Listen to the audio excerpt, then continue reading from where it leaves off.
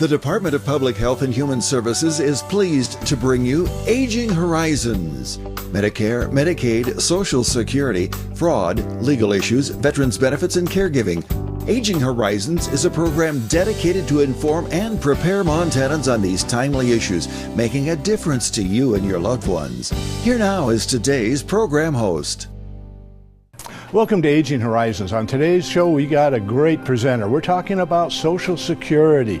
We'll be talking about why it's important to you, whether you're receiving it now or you're going to in the near future. There's a lot of different programs under Social Security that you need to be aware of. One of them is eligibility. When can you apply and when can you get benefits, and possibly what are those benefits? We'll talk about that and so much more. Stay tuned. I think the most pleasant surprise when we turned 65 and signed up for Medicare Part B was finding out about our Welcome to Medicare preventive visit. It was free, and it gave us the opportunity to visit with our doctors and establish a plan for our health going forward. They reviewed our medical history, measured our height, weight, blood pressure, and counseled us on other risk factors. To learn more about Medicare's free or low-cost preventive and wellness benefits, call your local SHIP counselor at 800-551-3191. I mentioned it's free, right? Twice. This is Bill.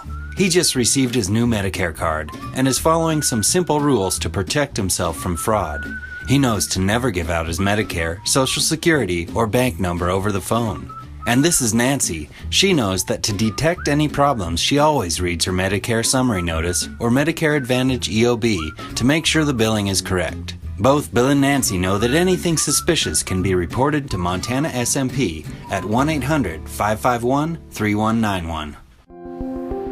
Receiving help for Ella has been life-changing, and the best word for it is relief. I was the therapist, I was the aide, and I couldn't be the mom because emotionally you're just to your wits' end, you're trying to survive. I provide care for the Harrises, specifically their daughter Ella. Respite care is extremely challenging, but the rewards that you receive from it are 100 times more than working with a child that doesn't have special needs. Once they get something, it's everything. It's a you celebrate. You don't just enjoy those moments. You celebrate every moment that you get, that you guided them to that next step. Respite. It's okay to need it. It's okay to want it. Will you provide it? Call 800-224-6034 or visit respite.mt.gov. It went from survival to enjoying life and being able to be a mom again. Brought to you by the Montana Broadcasters and this station. Welcome to Aging Horizons, brought to you by the Department of Public Health and Human Services Senior and Long-Term Care Division. I'm your host, Brian Lamore, and we're talking Social Security today. It's a broad program that is serving a lot of Montanans, maybe 27% of us. So it's an important component to everybody meeting their everyday living expenses due to many times circumstances that are beyond their control. We've got an expert from Social Security. We have David Baer. You're a public information affairs specialist with the Social Security Administration. And let's start at the top. Social Security, it's a broad term. I don't know if our viewers really understand how broad a term that is. Can you tell us more? Yeah, so at Social Security what we do is we actually administer what we call wage replacement insurance programs. And what it is it's a safety net for all U.S. citizens. So if something were to happen, say, somebody were to pass away, there are survivors benefits. If somebody became disabled, we administer disability programs. And of course, what most people know it for, retirement benefits. Yes. We also administer Medicare. We help people sign up for that, enroll them, and then bill them for the Medicare program. So it encompasses a lot more than what most people realize. Right, and I like what you say. It's a safety net because, well, we're all safe. We're all going to be fine. But that doesn't always happen, does it? There's circumstances that are beyond our control, and then our loved ones who are dependent upon us then get some Social Security benefits. And how do those benefits come about if, I'll say, the wage earner passes away or gets incapacitated? Well, if somebody were to pass away, as long as they had insured status, which, because it is an wage replacement insurance program, so to have insured status, they have to have worked and earned and paid into Social Security for 10 years, or essentially 40 credits is what we call them. And you can earn 4 credits per year. So if that individual had that insured status when they passed away, there would be benefits that their children, if they're under the age of 18, or up until 19 if they're still in high school, could draw a benefit off of. Say if they had a surviving spouse. If their surviving spouse was caring for a child who was under the age of 16, they could actually draw a benefit as well. So that's the benefits that are kind of available if somebody were to, pass away. And of course, then there's the disability. So if somebody were to become disabled, it's the same concept. They have to have that insured status. Now, the insured status for disability is a little bit different than for survivor benefits or retirement. They have to have been working, prior to becoming disabled. The same concept. Their children could draw a benefit off of their record. There's a potential for the spouse to draw a benefit as well. Mm-hmm. And, when we talk about working and having credits and everything, one might get the idea that if you're injured or die on the job, this is a benefit, but that's not it. It's 24 hours a day. You're I guess you'll say covered, huh? Yes, insured, kind of almost. Insured, yes. So because it is very much like insurance. So yeah, it's not just so on the job. You'd also have other things, like workers' comp might kick in that type of situation, or short-term disability, whatever your employer covers you under. But yeah, Social Security disability is even if you were just plowing the driveway and you slipped and it hurt yourself and you were no longer to work, that's where Social Security would be, you'd be eligible for that if you have that insured status. Well, if you have a disability, does it have to be 100%, or are there different percentage coverages and then you get different percentage benefits? No, so it differs from, so what you're talking about is like workers' comp has that, the VA, that's kind of how they're structured. But with Social Security, it's kind of it's more of an all-inclusive thing. So the actual definition is you have to have a verifiable severe medical condition that keeps you from working and earning what we call substantial gainful activity. Okay, and that has a dollar amount attached to it. And for 2024, it's $1,550 a month. Unless there are higher thresholds for individuals that are legally blind, and that's $2,450. So there's so if somebody's legally blind, they have that higher threshold. But for most people, it is that, are you so severely disabled you can't earn $1,550, and that disability has to last or be expected to last for a minimum of 1 year or result in death. And that's kind of designed for, if somebody maybe was diagnosed with a terminal illness and they're saying, hey, you only have 8 months to live, that would, if we didn't have that or result in death, it would preclude them from being able to file. So that's part of the law in there. So they could still file and receive disability benefits, even though the disability is not technically going to last for a year because their illness wouldn't allow them to last a year. Well, now we have a website and we have a telephone number on the screen, because as we're talking here, it sounds a little complicated. It sounds like you can be eligible for maybe multiple programs at once, and I imagine you guys are there to help them out. Yes. If you have any questions, first thing I always recommend people is to try to go onto the website, see if you can get that information on there. And there's so much information on those websites at ssa.gov. Now, if it gets more complex or you're confused, definitely reach out.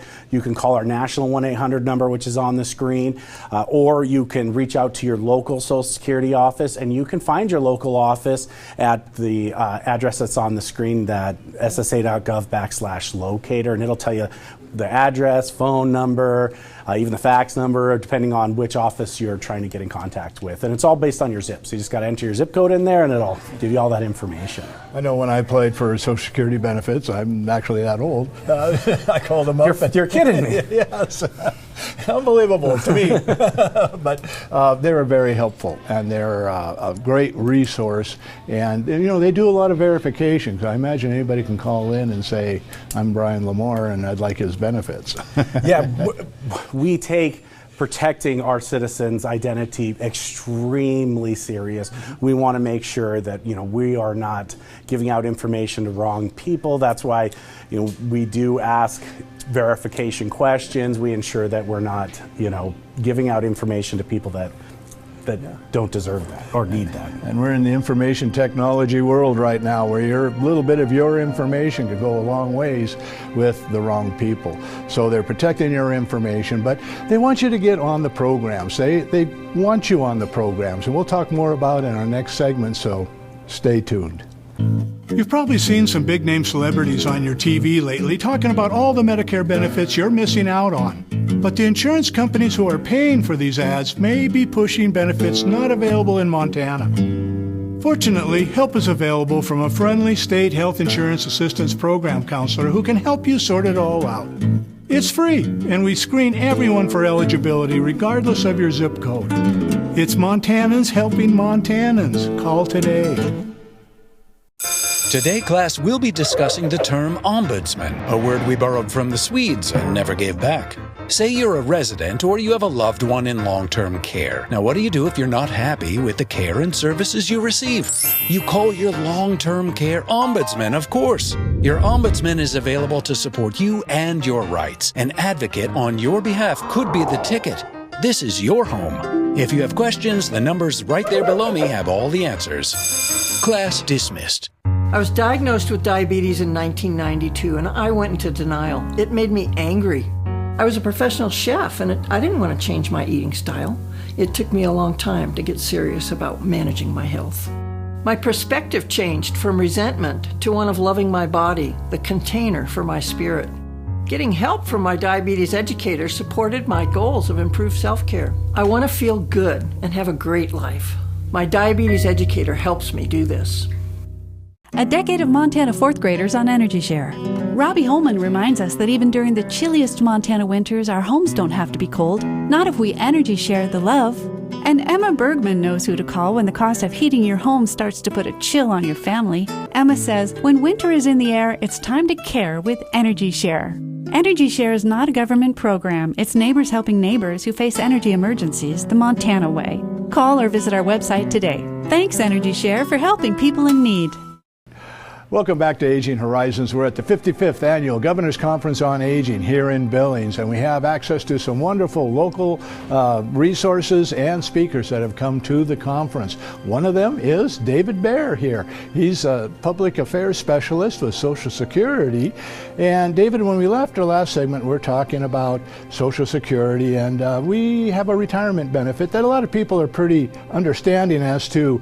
That is, they may think that just is Social Security, but tell us more about the retirement benefit. How do we become eligible? How do we take the first steps to collect it? All right. So, as we talked about in our last segment, you do need those 40 credits to have that what we call fully insured status. Right. And you can earn 4 credits per year. So it's essentially 10 years of working and earning and paying into Social Security will actually make you eligible to draw a cash benefit as early as age 62, and that actually entitles you to be able to enroll into Medicare as early as age 65.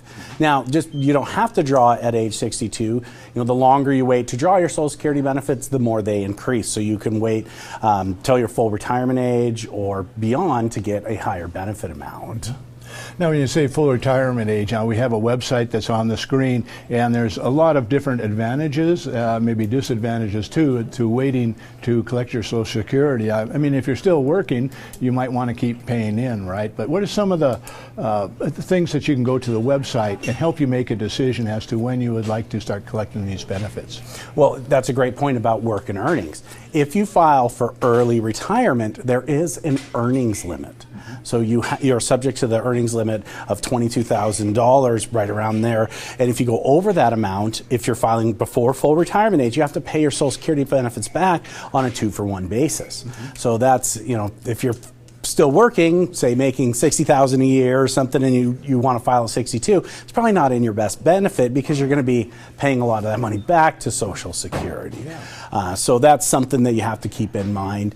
So if you're working, like I said, it might be in your best interest to wait till later, because you can wait till full retirement age. Because once you reach your full retirement age, which depending on what year you were born, it can be anywhere from 66 to 67. Mm-hmm. Once you hit full retirement age, though, there is no work and earnings limit. So you can honestly be making $1 million a year and draw your Social Security benefits without having to pay anything back. Now, the longer you wait, it still increases your benefits. So you can wait all the way up till age 70 and get, because every year you wait past full retirement age, you get an 8% increase in the monthly benefit amount. Ah, that's great.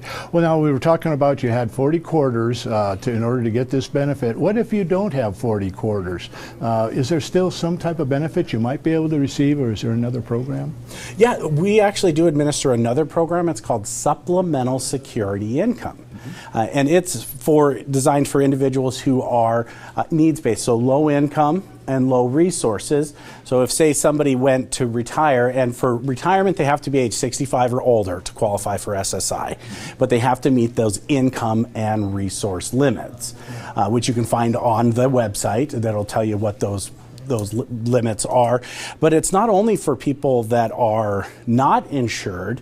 It could be for somebody who maybe they didn't work and earn and pay a lot into Social Security, so their benefit, so they go to file for retirement and their benefit is $500 a month. Well, when they reach age 65, Social Security will supplement that if they meet the other income and resource limits, and they'll increase that benefit. So they could technically be receiving a retirement benefit as well as supplemental security income. Well, you know, when we talk about benefits, we talk about seniors. Sometimes they might need a little bit of help or assistance in applying for these benefits.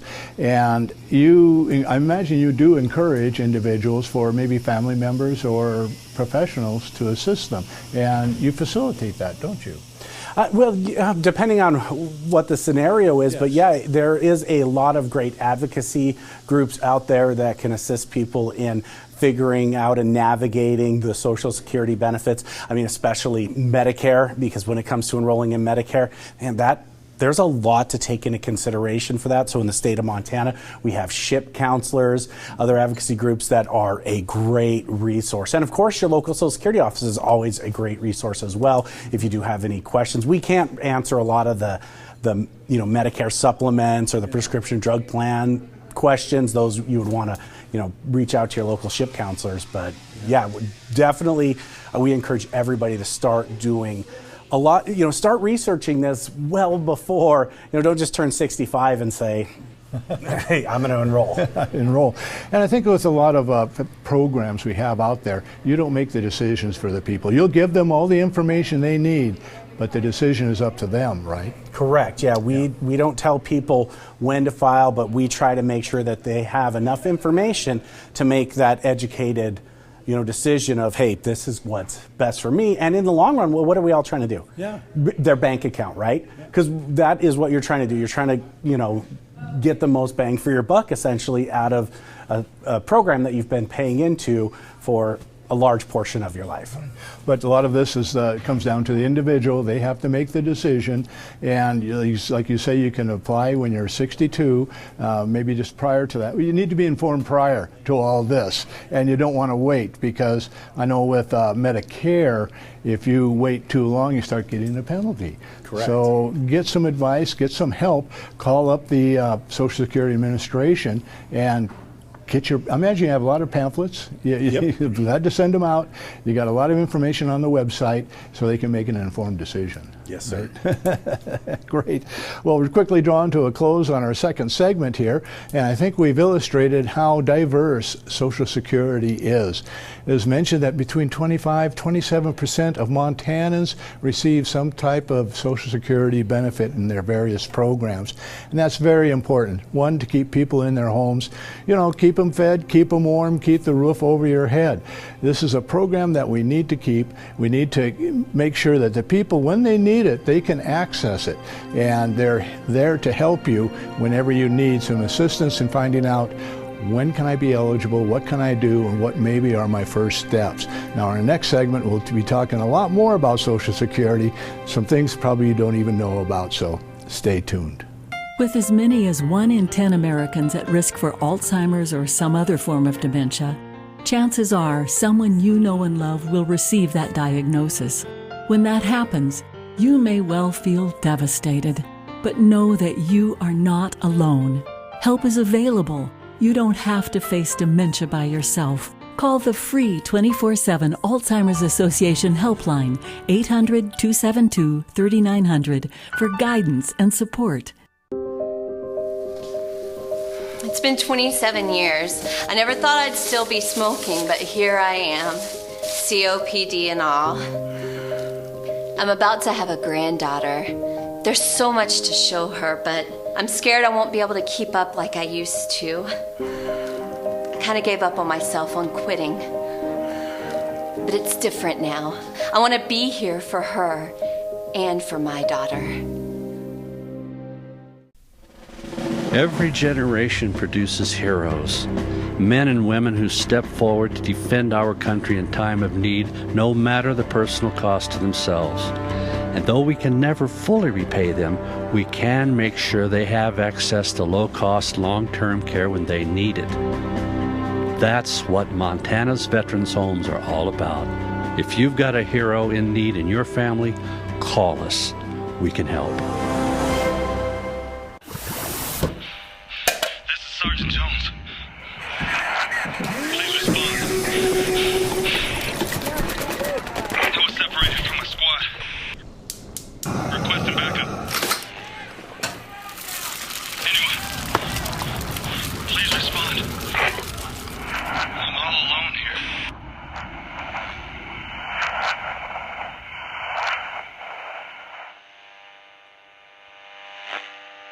Welcome back to Aging Horizons. We're coming to you from the 55th Governor's Conference on Aging, and I'm your host, Brian Lamore, and we're talking to David Baer. He's a public affairs specialist with Social Security Administration.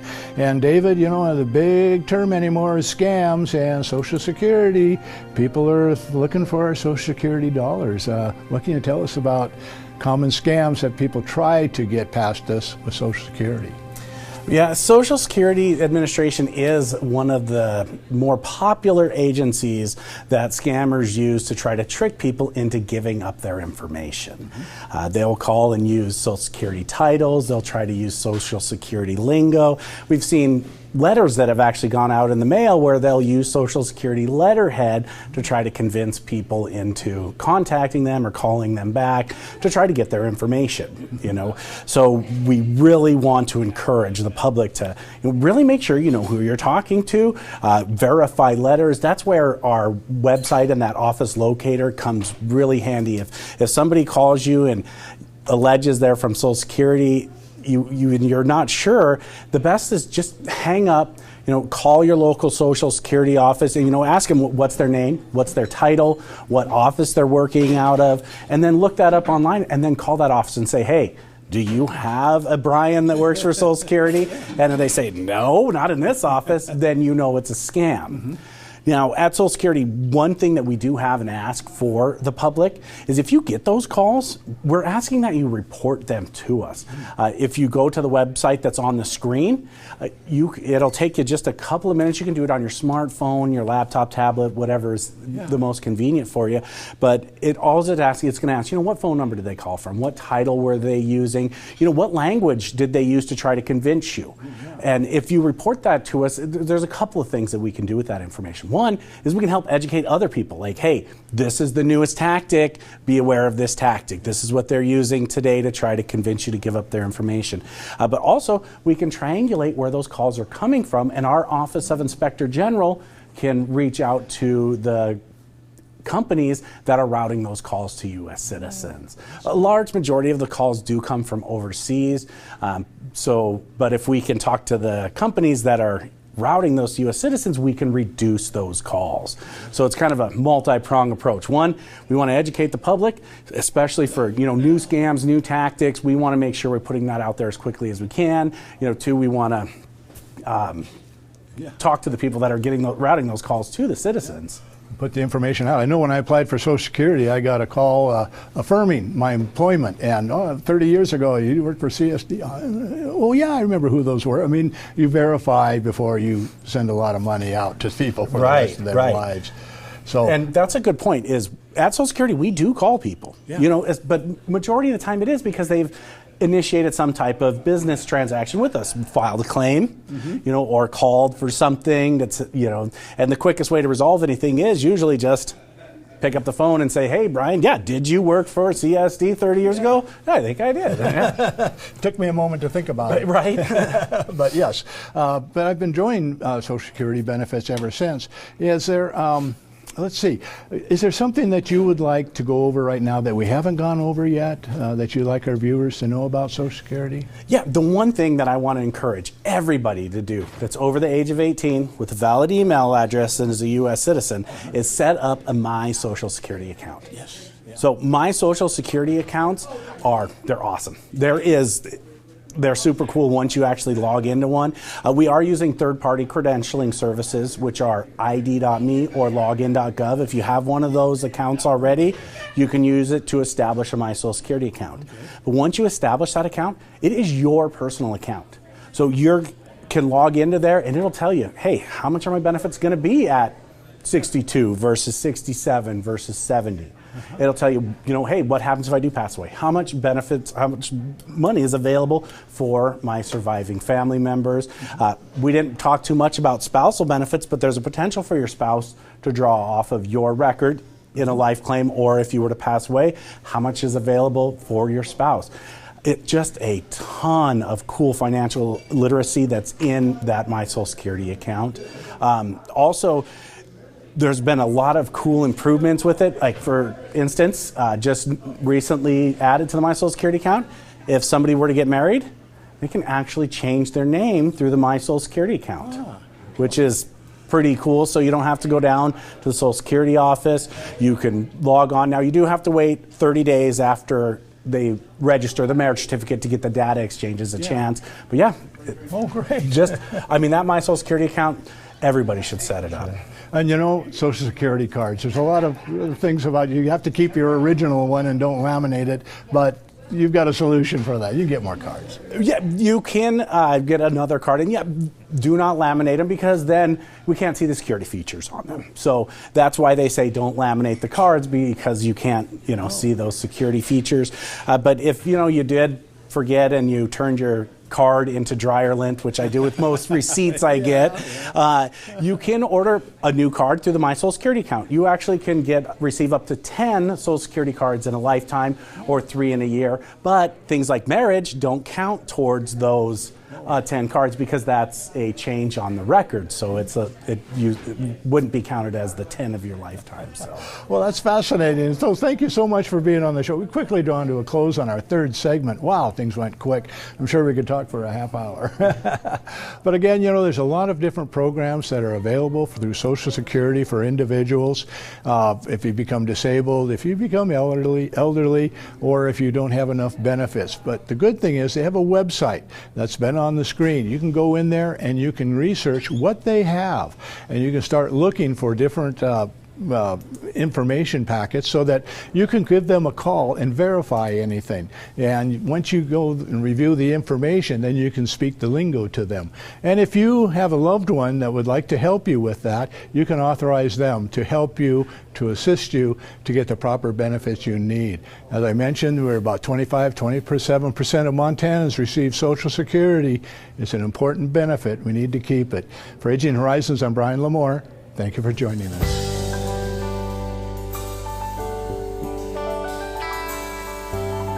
Special thanks to the Department of Public Health and Human Services for their continued support. Hosts on Aging Horizons are program specialists at the Montana Office on Aging. Production facilities provided by Video Express Productions. For more information about Aging Horizons, call the Department of Public Health and Human Services toll-free at 800-332-2272.